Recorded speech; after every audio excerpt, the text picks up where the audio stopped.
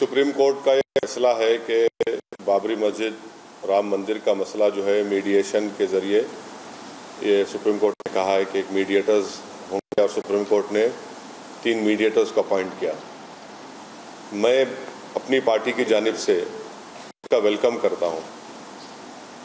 और आपने सवाल किया मीडिएटर्स के बारे में, तो मैं आपको बताना बेहद ज़रूरी समझता हूं कि सुप्रीम कोर्ट ने ये जो मीडिएशन है सेक्शन 89 सीपीसी के तहत, और वही सेक्शन 89 सीपीसी के तहत जब मीडिएशन होता है तो सिविल प्रोसीजर के मीडिएशन रूल्स हैं जो तमाम हाई कोर्ट ने उसको अपनाया है।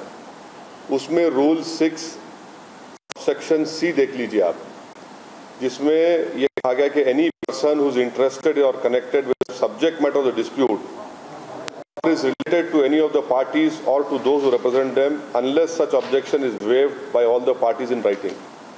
अब ये तो हाई कोर्ट का ये रूल्स है, सिविल प्रोसीजर के मीडिएशन रूल्स हैं। मैं आपको बताना चाह रहा हूं कि मिस्टर रविशंकर को सुप्रीम कोर्ट ने अपने फैसले में मीडिएटर का उनका अपॉइंटमेंट किया है।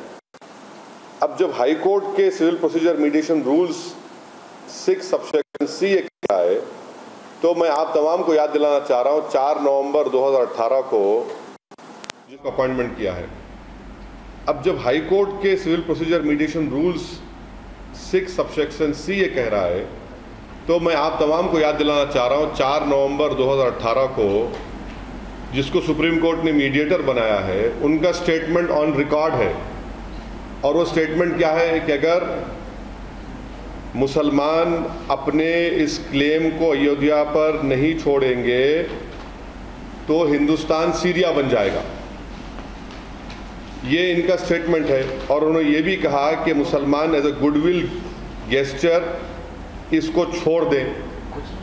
तो जब इनका कनेक्शन सब्जेक्ट मैटर से है, इन्होंने अपना पूरा पोजीशन साफ कर दिया है कि वो किस पार्टी के ताईद में है। देखिए, ना सिर्फ सब्जेक्ट मैटर से इनका ताल्लुक़ है बल्कि इनका पार्टी से भी ताल्लुक़ है। तो ये रिग्रेटेबल है कि एक ऐसे शख्स को सुप्रीम कोर्ट ने मीडिएटर अपॉइंट किया है जो न्यूट्रल मीडिएटर नहीं है, क्योंकि उनका ऑन रिकॉर्ड स्टेटमेंट है कि अगर आप ये नहीं करेंगे, वो वायलेंस का थ्रेटन किए कि सीरिया बन जाएगा, थ्रेटन किए वायलेंस का। और हम ये समझते बेहतर होता है कि सुप्रीम कोर्ट एक न्यूट्रल आदमी को बनाता, मगर फिर भी सुप्रीम कोर्ट ने 3 मीडिएटर्स का अपॉइंटमेंट का ऑर्डर दिया है। मैं समझता हूं कि मुसलमानों को उनके पास जाना चाहिए, और मैं उम्मीद करता हूं कि जो शख्स ने 4 नवंबर 2018 को जो स्टेटमेंट दिया है वो इस बात का ख्याल रखेंगे कि वो अब मीडिएटर है, वो उस अजीम पोजीशन पर सुप्रीम कोर्ट ने उनको अपॉइंट किया है, तो वो अपने दिलो दिमाग से 4 नवंबर का वो स्टेटमेंट निकाल देंगे जिसमें उन्होंने मुसलमानों से धमकी दी और कहा कि हिंदुस्तान में सीरिया बन जाएगा, वायलेंस हो जाएगा, गुडविल गेस्चर। तो जब उनको सुप्रीम कोर्ट ने मीडिएटर बनाया है तो हम उम्मीद करते हैं कि वो न्यूट्रल रहेंगे। अब सुप्रीम कोर्ट ने अपॉइंट किया है, अच्छा होता कि अगर ये जो ऐसे शख्स को बनाया जाता जिसका ना सब्जेक्ट मैटर से ना पार्टी से ताल्लुक़ होता, मगर इनका ऑन रिकॉर्ड स्टेटमेंट है। मगर हम सुप्रीम कोर्ट के इस मीडिएशन के ऑर्डर का वेलकम करते हैं, और जो पर्सनल लॉ बोर्ड को जो बात कहना है वो पर्सनल लॉ बोर्ड ऑफिशियली कहेगा। तो और जो दूसरे नाम है उससे कोई आपत्ति है सर? नहीं, उससे हमारा कोई इतराज़ नहीं है। मगर देखिए, उनका तो जो दूसरे जो मीडिएटर है, क्या उनका कोई ऑन रिकॉर्ड स्टेटमेंट है? इस मीडिएटर का ऑन रिकॉर्ड स्टेटमेंट है जिसमें उन्होंने कहा था 4 नवंबर 2018 को कि अगर आप ही थ्रेटन वायलेंस, सीरिया बन जाएगा, आप छोड़ दीजिए। तो उन दोनों का तो ऑन रिकॉर्ड स्टेटमेंट नहीं है, अभी तक तो नजर नहीं आया। इसीलिए मैं कह रहा हूं कि 89 सीपीसी के तहत जब मीडिएशन होता है तो हाई कोर्ट के जो सिविल प्रोसीजर मीडिएशन रूल्स हैं, हाई कोर्ट के, सुप्रीम कोर्ट के रूल 6 सबसेक्शन सी में साफ लिखा हुआ है। तो हम उम्मीद कर सकते थे, मगर अब सुप्रीम कोर्ट ने ऑर्डर दिया, ठीक है, अब आप ये देखना है कि वो न्यूट्रल उनको रहना पड़ेगा। सर आपने एमआईएम की तरफ से अपने पार्टी की जानिब से ये अपनी बात कही, लेकिन आप मुस्लिम पर्सनल लॉ बोर्ड के मेंबर भी हैं, तो क्या एज अ मेंबर आपकी ये राय है कि अगर कोई आदमी न्यूट्रल नहीं है तो उसको लेकर कोर्ट में अपनी तरफ से मुस्लिम पर्सनल लॉ बोर्ड को जाना चाहिए दरख्वास्त लेके? और दूसरी चीज, मुस्लिम पर्सनल लॉ बोर्ड इतने सालों से इस लड़ाई को लड़ रहा है, लेकिन मुस्लिम पर्सनल लॉ बोर्ड की तरफ से किसी नुमाइंदे को नहीं रखा गया या उनका आप कानून के ज़्यादा जानकार हैं, तो क्या ये मुस्लिम पर्सनल लॉ बोर्ड की शिकस्त नहीं है एक तरीके से? नहीं, सुप्रीम कोर्ट को इख्तियार है, वो किसी को भी मीडिएटर अपॉइंट कर सकता है। सुप्रीम कोर्ट ने नाम पूछे हैं, अब मैं नहीं जानता कि पर्सनल लॉ बोर्ड ने नाम दिया है तो किसका दिया है, मगर ज़रूरी नहीं कि सुप्रीम कोर्ट सुने पार्टीज का। जो सुप्रीम कोर्ट ने नाम तो पूछा था, बट तो सुप्रीम कोर्ट का इख्तियार है कि वो जिसको चाहे मीडिएटर अपॉइंट करे। तो रहा सवाल कि पर्सनल लॉ बोर्ड का क्या स्टैंड होगा, वो पर्सनल लॉ बोर्ड के स्पोक्स पर्सन कहेंगे, मगर मैं as a representative of my party, मेरे पार्टी के तहत मैं आपको अपनी पार्टी का स्टैंड आपके सामने रख रहा हूँ, और वो ये है। वो राय बतौर मुस्लिम पर्सनल लॉ बोर्ड के एक मेंबर के तौर पे भी है? नहीं, वो ये जो राय है ये मेरी पार्टी की तरफ से है। पर्सनल लॉ बोर्ड का ऑफिशियल स्पोक्स पर्सन जो है वो अपनी बात रखेंगे, और मेरा मानना ये है कि इन 3 मीडिएटर्स में एक मीडिएटर का ऑन रिकॉर्ड स्टेटमेंट है जिसको आपने खुद कैरी किया है, तो वो न्यूट्रल कैसा रहेंगे? वो न्यूट्रल कहाँ है? वो न्यूट्रल तो नहीं रहेंगे। वो 4 नवंबर को उन्हें थ्रेटन किया है वायलेंस कि अगर आप नहीं करेंगे तो सीरिया बन जाएगा, आप गुडविल गेस्चर के तौर पर छोड़ दीजिए, मुसलमानों से कह रहे हैं। तो फिर मीडिएटर तो न्यूट्रल होना चाहिए ना। हम अभी भी उम्मीद कर रहे हैं कि ये मीडिएटर न्यूट्रल रहेगा, वो अपने दिमाग से उन तमाम चीज़ों को निकाल देंगे जो उन्होंने कही थी।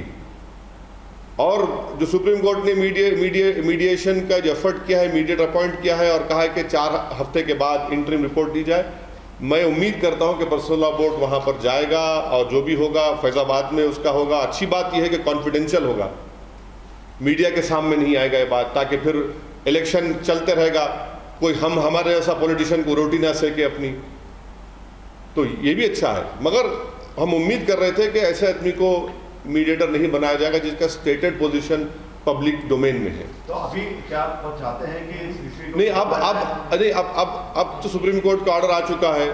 हम यही उम्मीद करते हैं कि सुप्रीम कोर्ट ने जिसको नॉमिनेट किया है, अपॉइंट किया है, वो इस एज अ मीडिएटर के रोल को समझेंगे।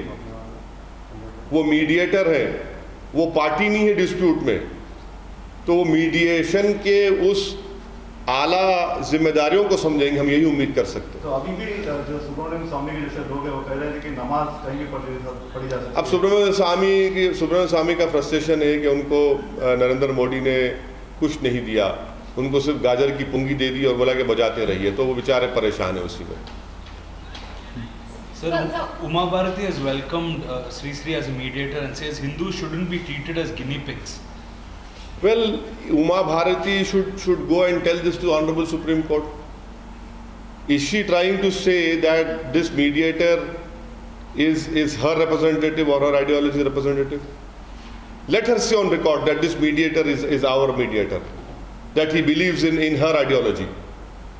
I mean, this is very strange that even when the Supreme Court has appointed a mediator, you are saying that this mediator is my mediator, and we should and people belonging to X religion should not be treated as guinea pigs. I challenge Uma Bharati to show me under which constitutional provision she is saying X or Y religion is being treated as a guinea pig. So she should always talk within the constitution framework. Sir, Supreme Court is also. Please repeat this answer in Hindi. Uma Bharti ने कहा कि क्या कहा आप सवाल? हिंदुओं को मैं बोलूँगा, हाँ? सुब्रमण्यम स्वामी को जो मीडिएटर बनाया गया है उसका वेलकम किया। किसने? No, she's also said Hindu should not be treated as guinea pigs, right? So your reaction to that? No, I mean, see, the problem is my reaction to her obnoxious statement is Uma Bharti ने जो statement दिया है वो बिल्कुल ही उसका ना यानी इस तरह की जज्बाती बात करना कि गिनी पिग है फला मज़हब के मानने वाले, बताइए गिनी पिग है तो फिर बहुत सी लंबी अगर बहस छिड़ेगी तो बहुत दूर तक जाएगी। आप ये बताइए कि जितने आपके 4.5 साल के दौर में जिसमें आप भी मिनिस्टर रहे हैं, किसको मारा गया गाय के नाम पर, किसको पीटा जा रहा है? तो ये तो इनकी आदत बन चुकी है। So the Supreme Court has also said that if the mediation committee wants to induct more members into their committee during the process, they can do it. So if that's done, do you think it will still be fair and transparent and neutral? No, I am not at all saying that it is unfair. I am saying that one of the mediators stated position on this subject matter of Babri Masjid Ram Mandir is in public domain. He has clearly gone on record on 4th of November 2018, clearly stated that if Muslims do not agree to this, then India will turn into Syria. He has threatened violence. He is connected to the subject matter of this issue, not only the party but the subject matter of the issue. So, whereas the other two mediators, have they made such a statement? No.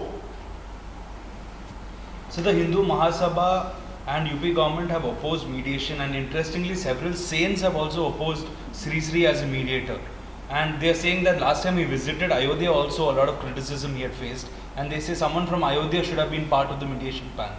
How do you respond to this? I cannot speak for them. I don't want to speak for them. So what do you think about the timing? 8 weeks have been given for the entire report. First report should come in 4 weeks. So it falls parallelly mediation is an interim report. This is not arbitration. Arbitration is one wherein if Paul is made the arbitrator and he gives a judgment, then that has to be accepted by the court. So this is a mediation. So both the parties will put forward their views, and then if something comes out of it, then they'll report it to Supreme Court. So, but previous instances of mediation hasn't worked at all. This time, even Hindu Mahasabha was adamant that there is no chance of negotiations, and what is the point of mediation? Just a waste of time.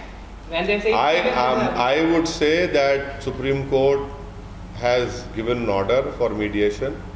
I hope that the Muslim side will go to these mediators and will put forward our case. I cannot speak for all these Tom, Dick and Harrys. Sir Asad साहब, ये mediation का process आप अलग से देखते हैं या अभी भी चुनाव होने वाले हैं, तो इसको चुनाव में भी यूज किया जा सकता है या फिर इसका असर उस पर चुनाव में पड़ सकता है, या इसको अलग देखना चाहिए? जिस तरीके से कभी-कभी कुछ सेलेक्टिव लीक्स होती हैं उसके मद्देनजर आप देखिए कि लीक्स होगी, गवर्नमेंट के खिलाफ होगा तो ऑफिशियल सीक्रेट एक्ट की धमकी दी जाएगी। अब जब इलेक्शन है तो कुछ भी हो सकता है, कुछ भी करेंगे बीजेपी के लोग, क्योंकि एक agriculture minister 300, Amit Shah 250, general साहब कहते हैं कि चूंटी, होम मिनिस्टर कहते हैं NTRO, और फिर MEA कहता है कुछ भी नहीं, एयरफोर्स का चीफ, तो कुछ भी हो सकता है। आप सही कह रहे हैं, मैं आपकी बात से एग्री करता हूँ कि पूरी कोशिश करेंगे ये लोग, मगर सुप्रीम कोर्ट ने साफ तौर पर कह दिया है कि यह कॉन्फिडेंशियल रहना चाहिए। कॉन्फिडेंशियल मीडिएशन होगा, सुप्रीम कोर्ट का ऑर्डर है, जो भी करेगा वो तो कंटेंट में आएगा, वायलेशन होगा। तो इस प्रोसेस को अलग देखना चाहिए, ना केवल इसमें चुनाव को इन्फ्लुएंस करने की कोशिश में। देखिए, चुनाव में मॉडल कोड ऑफ कंडक्ट तो आपको इजाज़त नहीं देता। वायलेशन होगा मॉडल कोड ऑफ कंडक्ट का कि अगर कोई मंदिर के नाम पर वोट मांगेगा या मस्जिद के नाम पर मांगेगा तो वो तो वायलेशन होगा, और अगर बड़े से बड़ा नेता करेगा तो उसके ऊपर भी केस बुक होना चाहिए। अगर कोई मंदिर के बात करके वोट मांगेगा या फिर मस्जिद की बात करेगा तो दोनों पे केस बुक होना चाहिए, वायलेशन होगा मॉडल कोड ऑफ कंडक्ट का। So the Supreme Court says the solution must be healing touch for all the communities. Even before the mediation is formed, there are various opinions are there. How can it be possible? Healing touch for all communities. Let us see what happens. I am welcoming this mediation. My only concern is about a person who has been nominated as a mediator, because his stated position is in public domain, wherein he had threatened the Muslims that India will turn into Syria if Muslims do not give up that land, and he said give it up as goodwill gesture.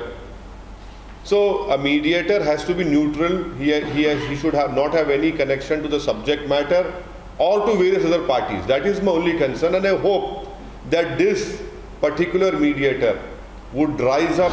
Thank you very much. Are you satisfied with the time frame, sir?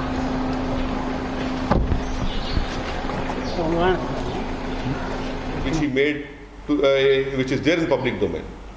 Sir, Subramanian Swamy has said that he is unhappy and to fulfill the Ram Mandir issues. Because the government has failed to fulfill. Then if he's unhappy, then he should leave BJP. He should do something about it. Why is he whinging and whining, Do something about it.